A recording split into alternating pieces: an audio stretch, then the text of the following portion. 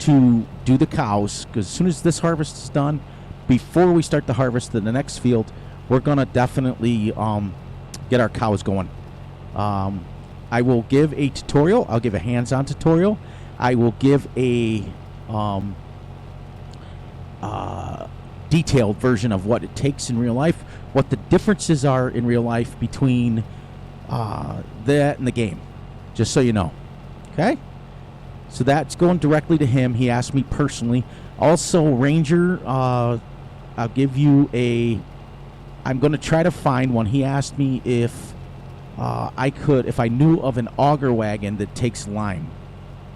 And if I can't find one, Ranger, then I'll edit one for you, and I'll give you the link personally in one of the things. But I don't want it given out, and I don't want it because it'll be a personal edit of mine, and it may be a personal edit of the in-game one. Okay? So that's a promise to you. I'll take care of that in the next couple of days. I would say this video is going out Saturday for Monday, because I already got episode 3 uploading and are already done uploaded and ready to go for tomorrow, Sunday.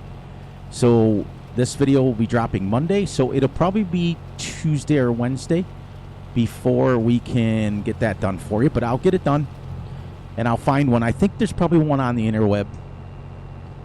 Go from there. I had a nice little comment from, whoops, as I move this.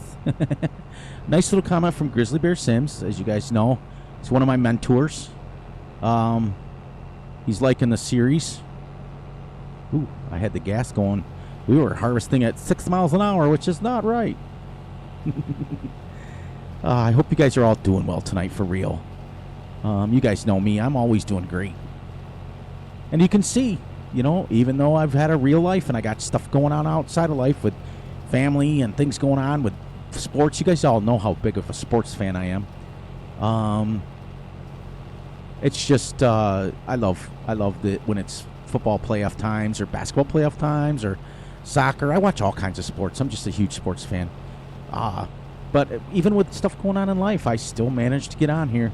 And I don't care if it's 1 o'clock, 1:30, 2 o'clock in the morning. I'm gonna give you guys what you like, and that's the Farm Sim. I want to give shout-outs too to everybody who has received this series with positivity. I did get a lot of people that didn't want it, that didn't like it, that moved on from the channel, and that's okay. I don't force anybody to stay here. You guys are all here on your own fruition. But in return, we did get a bunch of people that came aboard.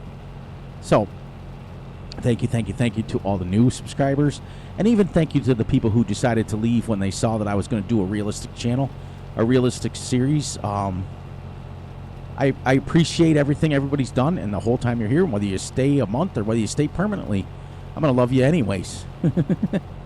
That's just the way it is. But like I told my wife today, I'm having finally back to having fun playing Farm Sim. Farm Sim is a game that I became addicted to back in FS13. You're talking, okay, so they average about 2 years before they come out with a new one. In the beginning, it was every 2 years. It was 13, 15, 17, 19, and then 20, and then we went 3 years. So 13 to 15 is 2, 15 to 17 is 2, 17 to 19 is 2, that's 6, and then 19 to 22 is 9 years ago. I got addicted to it because I enjoy the fact that there's finally a game for farming, for all of us farming people out there. Yay! And the crowd goes wild.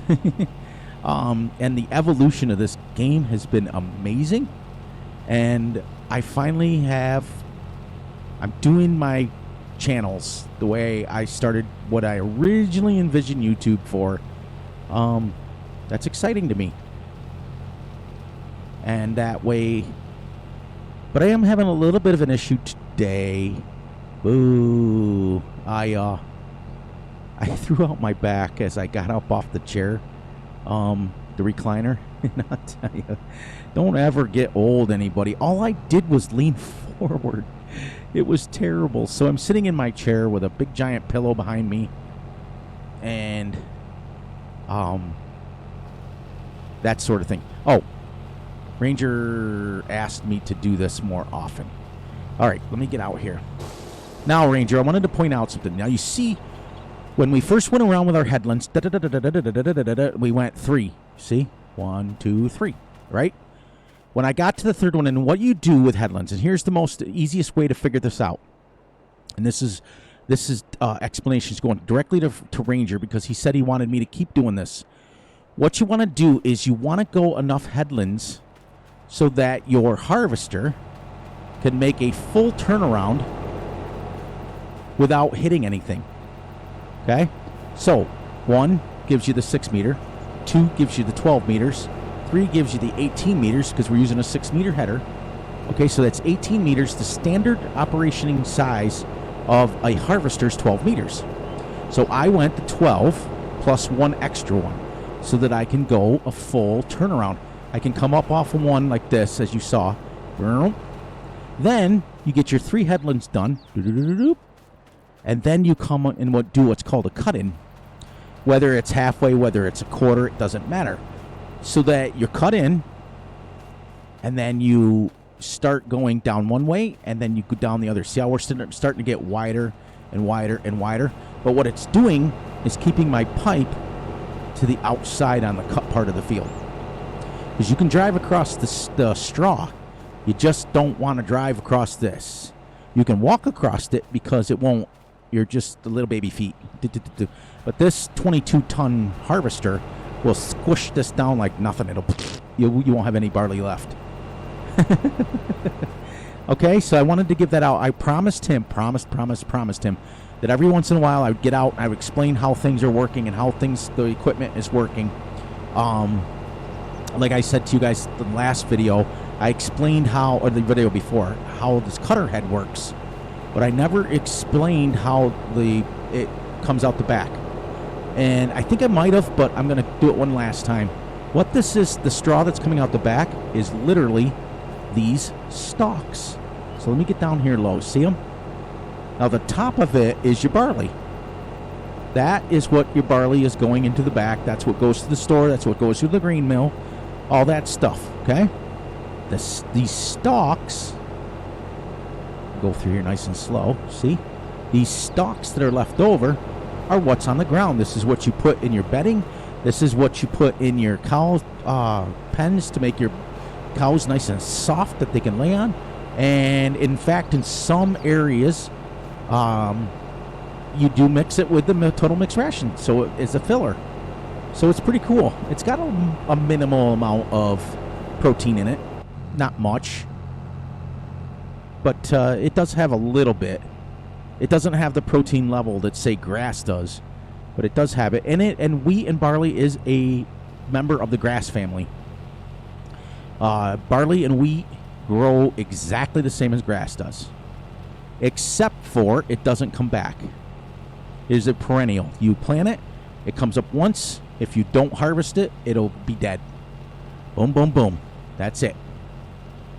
But if you watch a barley or wheat field in real, like, time lapse it, and I'll try to find a video of a time lapse of it growing. It looks like grass, and then when it gets up, it turns green at first, and it looks like grass. If you looked across the field, it looks like grass, and then as it gets older, it turns to a nice golden brown, and it basically dries out completely. So what you're harvesting is dried out grass. It's from the same family. It's from the legume family. Actually, no, that's not correct. The legume family is actually beans. I'm sorry. It's from the cereal family. My apologies. I wanted to correct that. The cereals are your wheat and your barley, and I don't know if they consider canola a cereal or not, but I know that wheat and barley are. And your soybeans and sunflowers are legumes. They're from they come in a pod, basically. They're in the same family as peas. Except for peas grow completely different, but they're in the same family. It's crazy. But I promised Ranger that I would get out every once in a while and explain and walk around and take a few minutes like I said, this is our series where we can do that. So if you guys have questions, let me know, and I will take a few minutes every episode and answer that specific question and go over the answers and go over why we do things, go over how the equipment works, and all that stuff. That's what's fun about this episode or this series, is that this is a series for me by you, because we're going to run on the questions that you guys have of how things grow, how things work, so that you can incorporate it into your gameplay. There's really only one or two guys out there that play super realistic. One of them happens to be Grizzly Bear Sims. You get a chance to see him. The only thing he does differently is he doesn't play in cab like this very often. He plays out of cab, but he does that for visuals. And I know, I've been there, done that, because it's easier for people to see when you're out. They can see what's going on. They can see what's happening. But he doesn't use unrealistic equipment.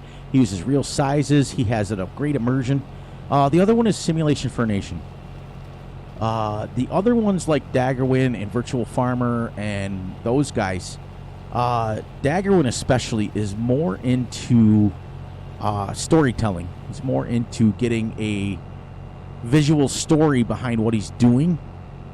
That's Daggerwin's thing. That's what he does. He has the Survivalist Challenge. Absolutely amazing series. I've watched each and every one of them.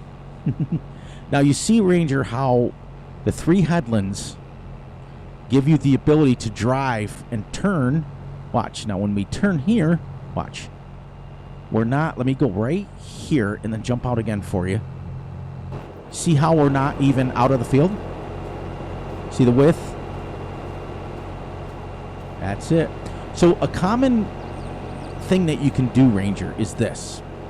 Do your headlands, okay, go 2, and then 1 extra 1, that's 3, and then drive your harvester or drive your wagon and see, put it on the edge of a field and see how far it goes. And if you see how we've got, here's where our row ended, but we've got a little bit of space. That way we can back up and we can do things the way we can get lined up. See, I've got the space to now turn and get lined up on my row. See that?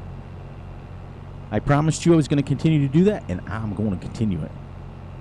But, yes. So, Grizzly Bear Sims is awesome. He plays as realistically as he can. Farmer Klein's in more about the teaching of the game itself, in and around the game. He's got some serious... If you want to watch map reviews for real, go to Farmer Klein's and watch all of his map reviews. He is amazing. As I explained to you guys on yesterday's episode, amazing is one of my favorite words. I think that's the best way to describe anything that is better than great.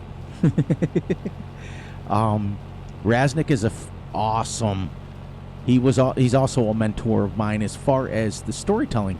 And I'll tell you something. As of recent, if you want to watch a seriously good farm builder, there's actually 2 of them out there. Okay? But Farmer Z, oh my Lord. That guy can build some serious farms. And he makes them look so real, and he makes them look so awesome. I'm horrible at that stuff. I'm not gonna lie.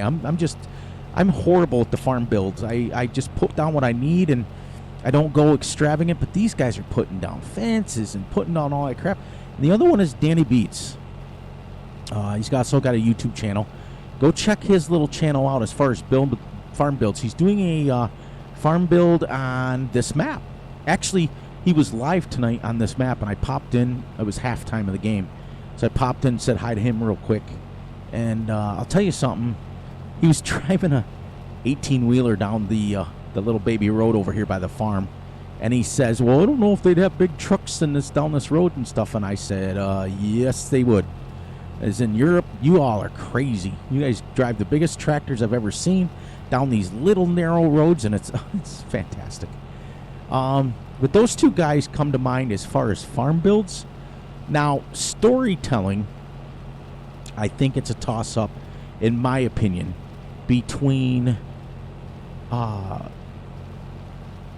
what's the guy? Daggerwin and Raznik, because Raznik is an amazing little storyteller. He gets little videos like Carlos's car wash and Classy, things like that. He's an amazing storyteller, an amazing videographer too. He puts out some amazing videos. But Daggerwin's got kind of the corner market on it. Virtual Farmer is good, but Virtual Farmer just plays the game. He's great at explaining what he's doing. He's great at explaining how things work on the farm. But really not kind of realistic in a way. Not going to knock him because his channel's fantastic. I watch him all the time too. But like I explained to Grizzly, I was watching his video 2 days ago, and I explained to him that I don't necessarily watch farm sim channels for farm sim content because I can make my own. I watch farm sim when the person's engaging and they're with their people, and they keep me engaged to where I enjoy it. That's the way it rolls. What was that song? That's the way, I like it,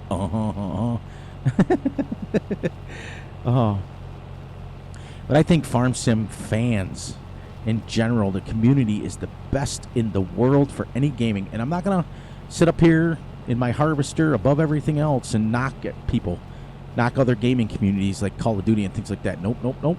They have their own little niche, and I watch some Call of Duties, and I'm notorious for watching truck sim videos, and not for the sake that I've owned truck sim since it came out. Game's been out for 9 years now, and I've had it since it came out, and I've played it. And I've had several truck drivers, the max level 150, and I've gone in and edited it so I can be like level 1,000 and 2,000. It's crazy. I've done realistic series. I've done them all. I don't watch truck sim videos for truck sim content because I've played it all, I've driven them all, I've driven all the roads. When you have all the DLCs plus Coast to Coast plus Pro Mods Canada and Australia and all those, I have them all. I've driven all the roads. I don't watch truck sim videos for truck sim content. I watch truck sim videos because I like the way the people are. One of my favorite truck sim video guys is Full Tilt Gaming. That guy is just great, and he's got a nice little rig set up and everything. And I like the people who talk to me like it feels like they're talking directly to me. You can explain all you want. It's and then have a little bit of a story behind it too. That's all that matters to me. I don't care how you play farm sim. You play your way. I explained that yesterday. But let's see what else is going on. I promised you guys I would try to keep it as engaging as I can. What else went on today? Not much. It was a pretty uneventful day, other than throwing my back out. I couldn't believe it. And plus, the other thing I don't like about sports days, Fury's got a bad habit of eating a bunch of junk. And I've worked so hard. Like I told you guys a few months ago, I picked up jogging again. But of course, now in the upper East Coast here, it's so frigid out that I don't run. So I try to go out and run in the garage once in a while because I have a treadmill out there, but it's cold. It's not heated. And it's just like, ugh. So you give up running, and the Saturdays and Sundays roll around, and basketball games are on, and football games are on, and Fury just eats like absolute dog crap. And so, like, you get here, it's like 1:45 at night here for me, and you just feel like, just feel all yucky. So that was one of my New Year's resolutions. Of course, here we are, the 23rd, and I still haven't followed it. It's wanted to eat better and get in a little better shape. But it's also sports times, and I'm not giving that up. Because I don't know what it is about Americans, but whenever there's sports on, we got to have pizza, or we got to have crappy food, and a bunch of fried junk food. It could be the two world's worst teams playing, and Fury'd still open up a box of M&Ms and eat them. I like finger foods while I'm watching sports, like chicken fingers, and I like stuff that I can just grab, M&Ms and Chex Mix and things that I can just shove in my gullet. What's your guys' favorite go-to food when you're watching something or watching a movie? Not everybody likes sports. Some people just watch movie. Do you like candy? Do you like chips? Do you like the things that salty sweet mix? A lot of my wife will do that. Like, she likes chips, but then she'll have like a handful of M&Ms with it. Because her and I, back when we first got married, it was completely different. I mean, her and I have been married 36 years now. No, been together 36, been married 34. So, I mean, I've been married longer than most of you guys have all been alive. A lot of my younger viewers. Anyways. Her go-to, like, we used to do these things called dots. I don't know if they even still make them or not. It's been a minute since I've had them. See, I'm learning a younger lingo. It's been a minute. That's something my son says all the time. It's been a minute, Dad. What? No, it's been like 5 years. So I'm learning the lingo of you youngins. But it's been forever since we've had dots. They were our go-to. Not dots. Dots are the chewy things, right? I'm talking about the pieces of chocolate on the paper. Oh, those of you who are old enough to remember that, you'll know immediately. I thought they were chocolate-covered dots. But if I'm not mistaken, the dots are also the chewy, like, gummy bear-looking, bottle cap-looking things, I think, right? But ours were that and popcorn. Okay, that was what we used to do. And back in the day, you could afford to go to the movies. Like, when I first started going to the movies, when I was, like, old enough to drive, that's when we really started going. Because as growing up in a farming house, we didn't have a lot of money to go to movies and things like that. We didn't even we were so busy. Half the time your head would hit the pillow and you'd be asleep in 10 minutes. Because you're just working, like, especially if you chucked hay all day. So we didn't get a chance. But as I got older and branched out and moved away, I started watching movies. But when I first started going to movies, it was like 75 cents to go to the movies. So, like, the wife and I, when we were dating, we could go to the movies for $1.50. It was great. And you could catch it if you went for a matinee, it was 50 cents. And I went the other day to, what'd we watch? Ghostbusters, I think it was. It's the last movie I saw in the movie theater. Plus, with all this crappy COVID going on, it's not very fun. You have to sit in certain seats. They got them taped off. What a pain in the butt.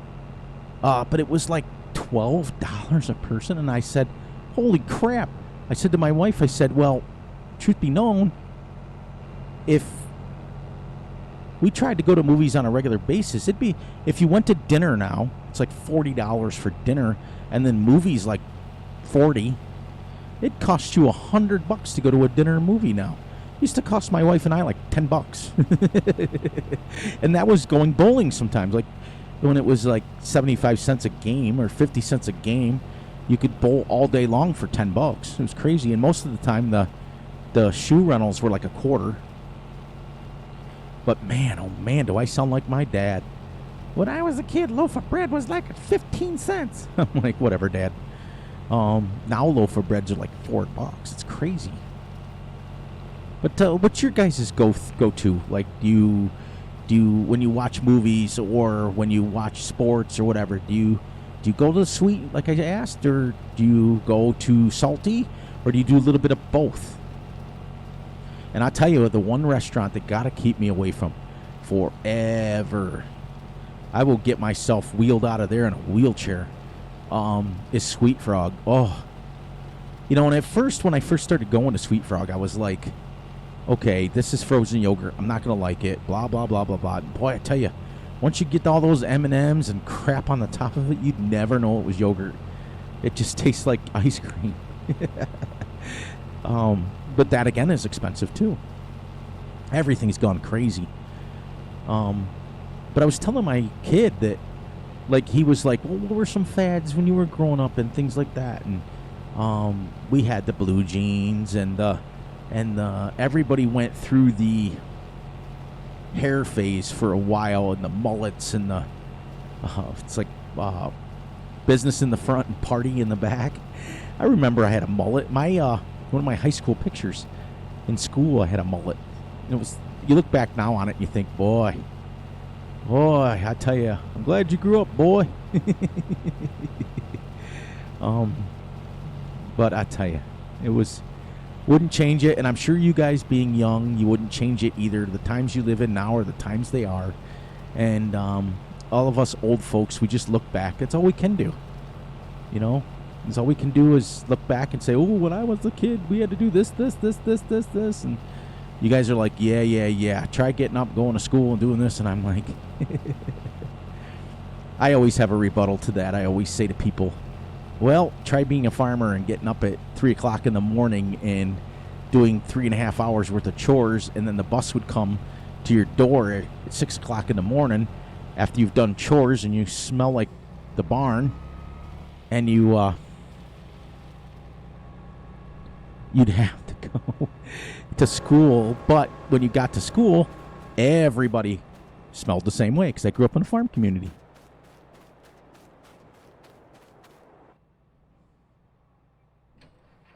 What do we got here? Okay, so let's go dump this. Actually, we'll get the rest of this out of here first, and then we'll go dump it.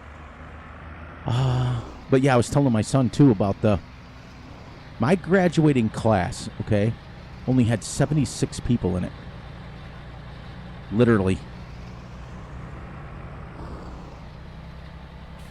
Let's get this loaded up. He said, well, my graduating class had 500 in it. And I'm like, wow, that's crazy. 500 kids in a graduating class alone. We only had 75.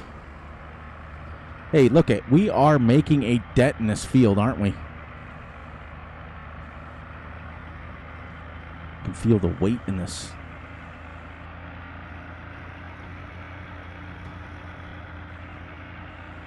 But you guys are really loving this series, The Realistic. I can't believe how many comments I'm getting and how many people are just loving it. And the more I can teach, the better I am.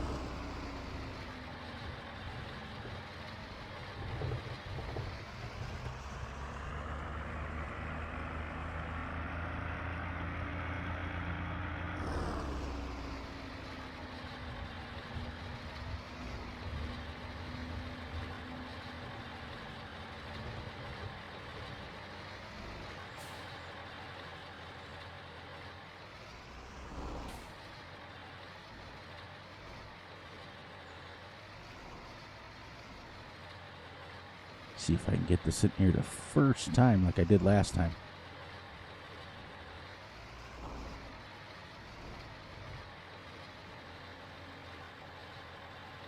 Back up.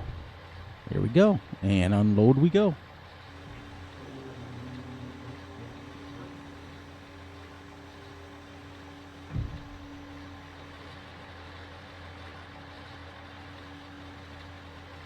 I guess you could store, like, even the equipment in here. I don't know. Probably going to, up on the other farm, I'm going to put my bales and stuff up there. As I burp again. Yay!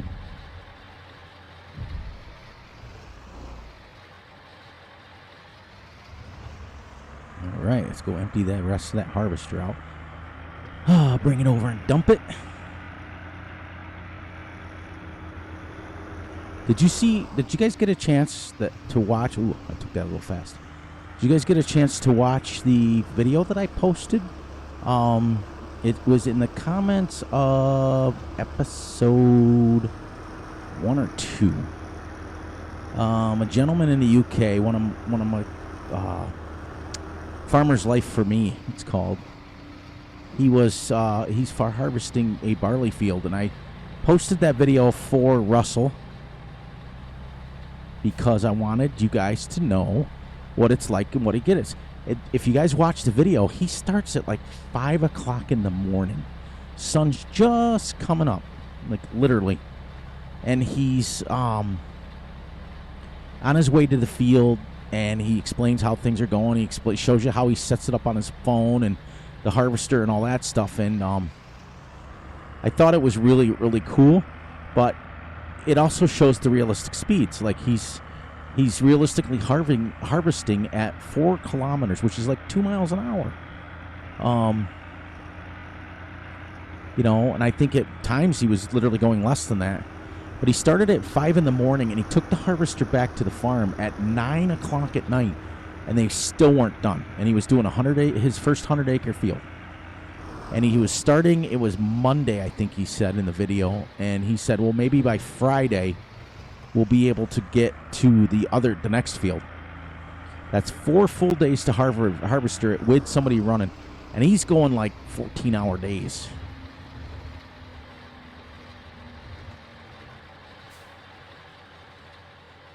Oops. Let's get you down a little bit down more the road here. It's a nice little wagon, though, for real. Oops, I'm going to hit it. I'm going to hit it. There. Cut her in here more. Cut her in here like a glove. Like a glove, like a glove.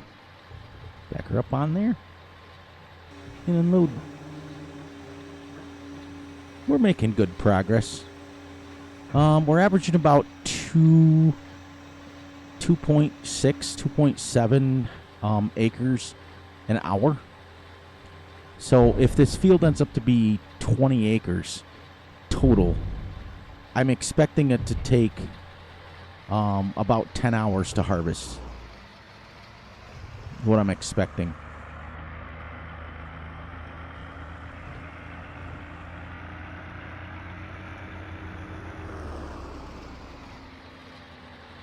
Take this a little slower this time so I'm not... Ooh, man, that's steep going on in it.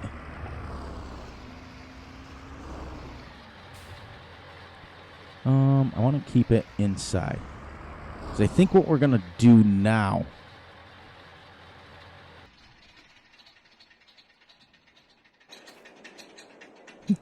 Love the sound of that tractor. We're going to finish this row, and then we're going to go around a circle, get that section done so we can be over here now. That's my goal by the time I get done. Oh, I tell you, this back of mine, throwing my back out. Every time I take a deep breath, my lower back is like, oh, I don't like you, Fury. Look at the dirt on that.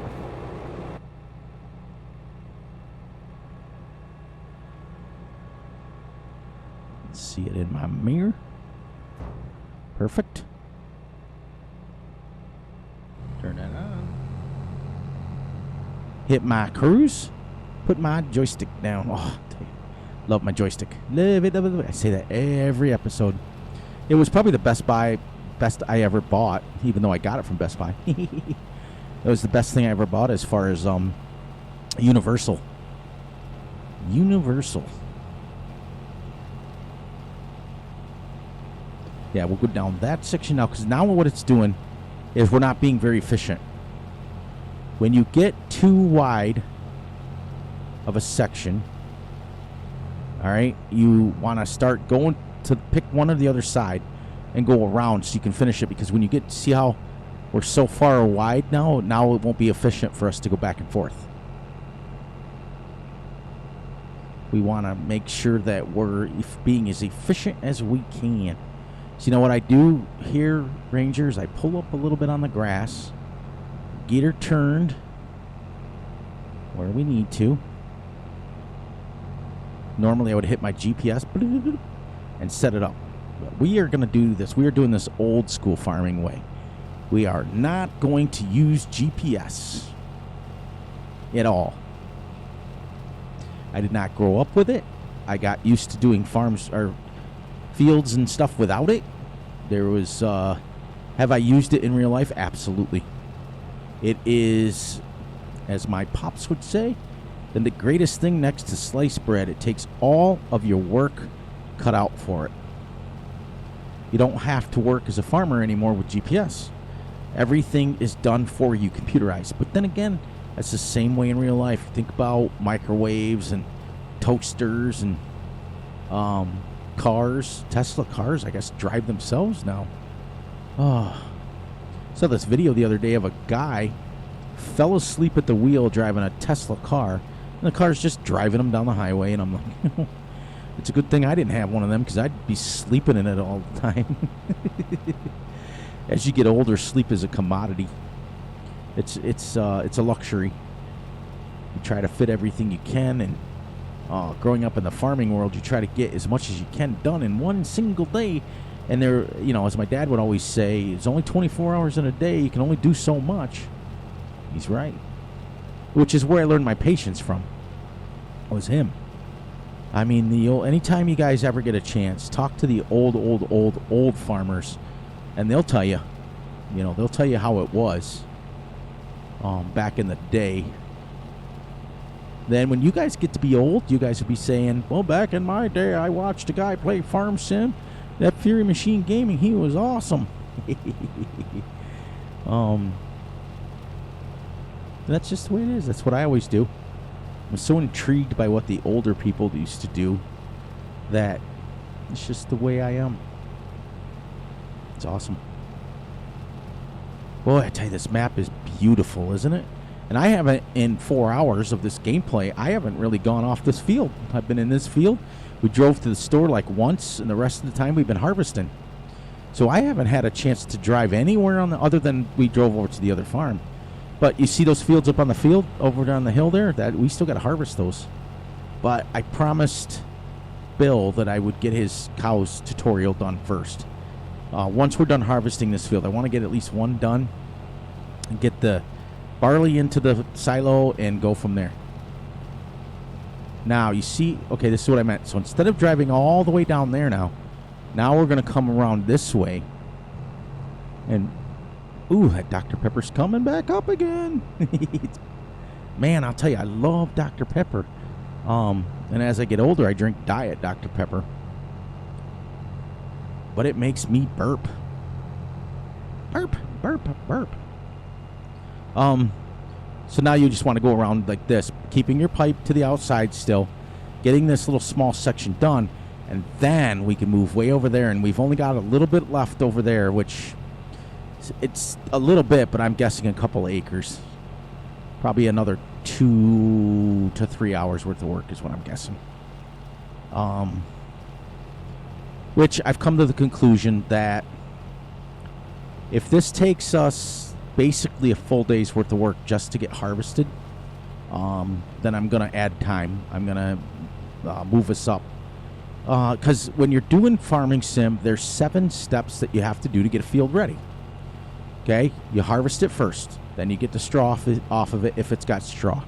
That's 2. Then the first thing you're going to do is you're going to fertilize it. That's 3. Then you're going to plow it. That's 4. Then you're going to fertilize it again. That's 5. Then you're going to cultivate it. That's 6. And then you're going to seed it. Now, in Farm Sim 19, there was 8 steps. You had to fertilize it 3 times instead of twice. In Farm Sim 22, we only have to fertilize twice. But that's 7 steps. And you guys will see a pattern with me. I tend to use the same size equipment so that I can judge how long it's going to be. So if we're using a 6-meter header on this, we're going to use a 6-meter plow. We're going to use a 6-meter cultivator. We're going to use a 6-meter seeder so that I know exactly how long it takes. The difference is that each piece of equipment goes just a little bit different speed. Now the plowing goes a little like this speed here. So to plow this whole field is going to take us the exact same time as it did to harvest it. Okay. Baling, we'll probably go at about 8 or 9 miles an hour to bale. Not 11 or 12 or 14 like the game is set up. We're going to go about 8. And then you got to get I forgot too. After you get done baling, you got to load up the bales. And on this map, the only auto load that I'll use is the actual loading machine that picks up brown bales, because that's super realistic. They have those, they make them, they use them. The one that stacks 24 bales. Or we could do it the realistic way where we load everything up by hand. I'm a fan of both. It doesn't matter to me. So here on this turn, we call these rounds. On this round, I won't shut the cruise off, because we're wide enough, you see how we're wide enough, to end up right at the row. You turn your GPS on. and then you'd go straight line again. Now the next row I'm going to have to stop because it'll be small. It's too small to make a giant loop. Harvesters turn horribly slow. They do in real life too. And in a harvester in real life, you even have less visibility than this. I mean, you usually have a spotter. When you're going down the road, generally speaking, another person will take your header to the field for you. That sort of thing. You usually have more than one person. I've explained that before. Also, Triple D Honey has offered to come and help me work while I'm harvesting the fields, doing some work, and I may let him. The only thing I'm going to say, Triple, is I've got a lot of mods downloaded, and they're from all over the place. So if you want to take the time, now you're on console, so unfortunately, I don't know how many of these mods are PC or console. I don't know. Only thing I can do is put it on multiplayer. But he only wants to help harvest. Whether he harvests or I harvest or vice versa, it doesn't matter to me. I've done it all. I don't care. I just enjoy the company sometimes. But this is what happens if you were a single farmer. You were all by yourself in the field. You'd be running multiple jobs and doing things very, very slow. Remember, like farmers back in the day, they usually didn't have a lot of help. They did things by themselves. And then when their kids got older, hence, wink, wink, Fury Machine, as we got older, Dad said, here, sit in this chair, push down this thing here, push this button here, ready, and go. And you'd be like, Dad, what's all this stuff do? I don't know. Don't crash it. See you later.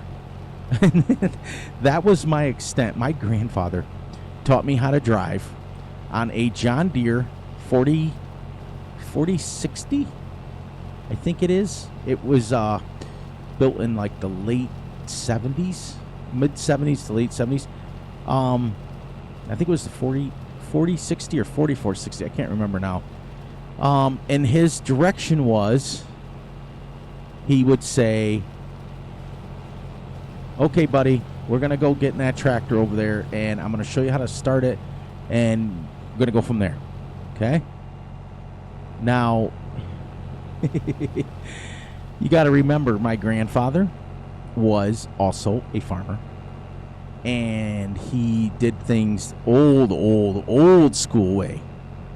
So when you taught a kid, I was 7 years old, and he basically threw me in the tractor and said, this is how you start it, this is how you put it in gear, now we're going to go hook up this wagon over here, and you're going to give Grandpa a ride around the field. I said, okay. Now I'll remind you, keep in mind, I was 8.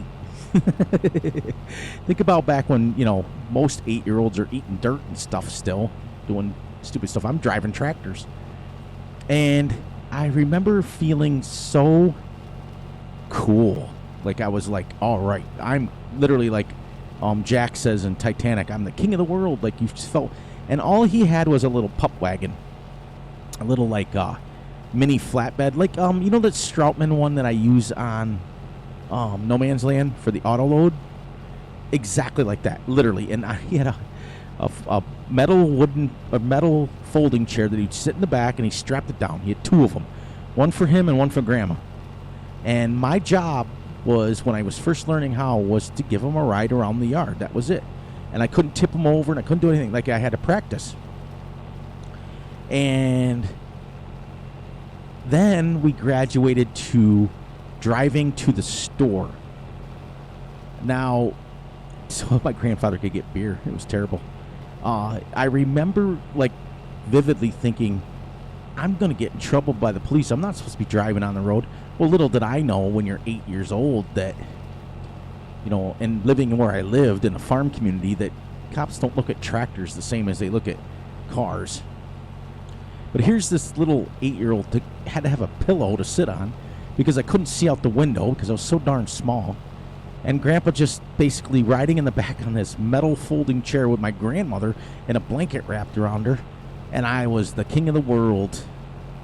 And we would get him down to the local store, and he'd go in and buy his beer, and he'd go home and he'd cook chicken and he'd put the beer in the chicken. Oh, Grandpa's barbecue chicken was amazing.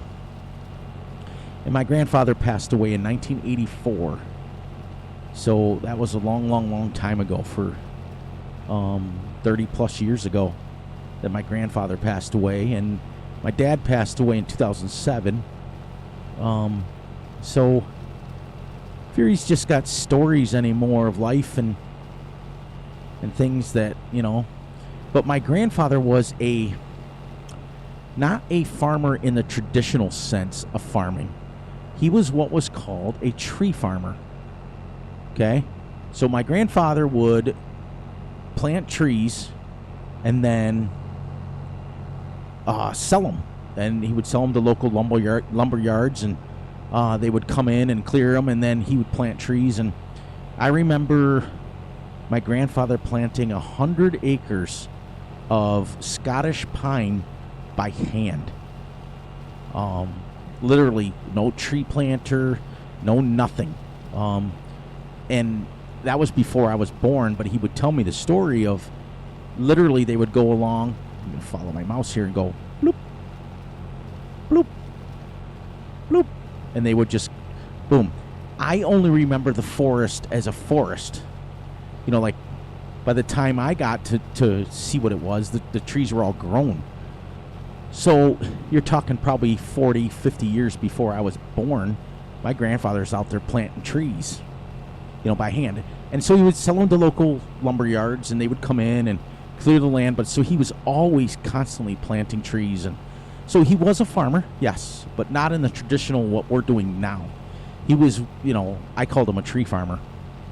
And he had probably I'd say minimum of about 3,000 acres that he would constantly replant. And then what he would do is he would sell, like, you know, 100 acres to somebody. They'd come and clean it off. But before they went to the next section over, he would plant new ones. So he was constantly planting. And in a year, he only took a third of his plants or his trees down so that he can continue. Otherwise, you just end up cutting them all down. There's no trees to replace, because trees are not something that grow like barley. They don't grow in like a year, a few months. They grow. It takes years and years and years for trees to grow. But he was an old farmer, lumber guy type, you know, just a rugged dude. Rugged dude that drank a lot. That's all I remember. I love my grandfather. I learned a lot from him. And like I said, before I even got my driver's license, before I could even drive on the road, I was driving tractors and learning how to pull logs and learning how to do all that stuff. And when Dad realized that I was working with Grandpa on driving tractors, he said, cha-ching. And he just used it. And I was free labor for years and years and years and years and years. That was my story of my life, as far as I just, let's see if we can keep this going and get this one last pass done before we wrap this up. This harvester's going to need a bath soon. But the real one that worked hard was my mom. Oh, man, just taking care of us. And I had me, okay, and I have two sisters. So my sisters are farm girls. They're tough. They're tough girls. And to this day, you know, my baby sister, oh, man, she's a tough little girl. She'd just as soon smack you in the face and tell you about it. She's got Dad's attitude, that's for sure. I got a little more of Mom's patience in me, but my sisters. So my mom had to raise us 3 kids. Meanwhile, helping out her husband, which is farming, and taking care of animals and watering animals, and then taking care of the house and cooking and cleaning. I mean, you want to talk about women that deserve the world. All women do, as far as I'm concerned. Men work hard, but I'll tell you, women that raise families, you guys have the utmost respect for me, because that's a hard job. And nowadays, a lot of you modern women are going to school and raising your families and cleaning your houses and cooking and doing all the stuff, and you're not as fortunate to have all this much help as what, like, not only did we have chores growing up in the barn and stuff, we had chores around the house. I remember having to take out the rug out of the living room, rolling it up, me and my sisters, every Saturday, carrying it out to the yard, and we would scrub it with a deck brush and basically Dawn. And we would scrub it, and we would clean it, and then it would dry in the sun in the summertime, or we'd hang it over the edge of the fence. When it was dry, we'd have to drag it back in. I mean, we had chores around the house, too. So we were constantly doing stuff. But, man, I'll tell you, you girls, especially raising families and working, and nowadays, like I said, you modern girls are going to school, and you're working, and you're doing 2, 3, 4 jobs at a time. Oh, man, it's a rough job. I'm not saying guys don't have it rough, because we do. We go out and we work just like everyone else does. But my mom, man, I'll tell you, my mom, and to this day, my mom still does things, and she still takes care of herself. She still does things. Like I said, she's in her mid-80s now. So she still does stuff. She still drives to the store. She still takes care of her family. As far as her family is her little dogs. She's got her little, what do you call them there? Like chihuahuas? I call them ankle biters.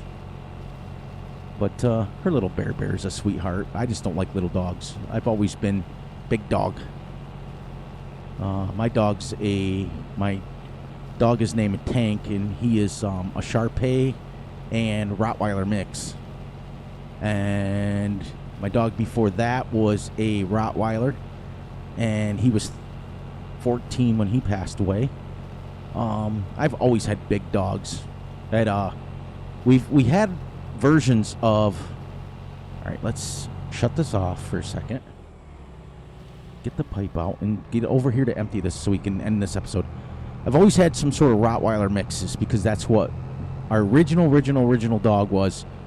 30-something years was a purebred Rottweiler, and we bred them, and then we kind of went from there. And ooh, can I actually get this in from here? Can I see? No. Let's see how close I am. Oh, wow, terrible. Terrible.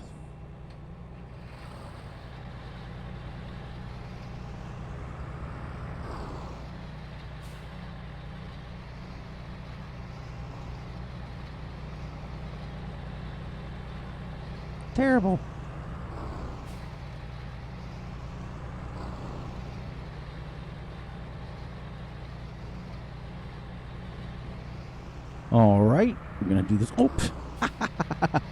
Oh, whoops. Furies. Kind of dumb.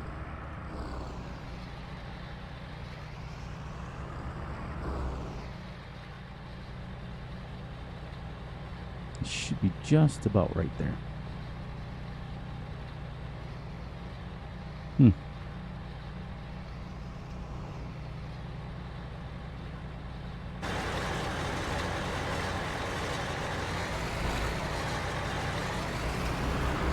Don't ever see me do this, but gotta finish this episode here without having to. There we go. Shut this down. Okay, as this is finishing up here, we'll go in here and we'll say our goodbyes. All right, everyone. So on that note, please look out for yourselves, look out for each other. Most importantly, look out for each other's families. Please enjoy the night, day, the weekend, whenever you're watching this, and be sure to like, subscribe, and share. And on that note, Fury Machine will catch everyone on the flip side. Have a great early morning to your Sunday. I will see you guys all tomorrow.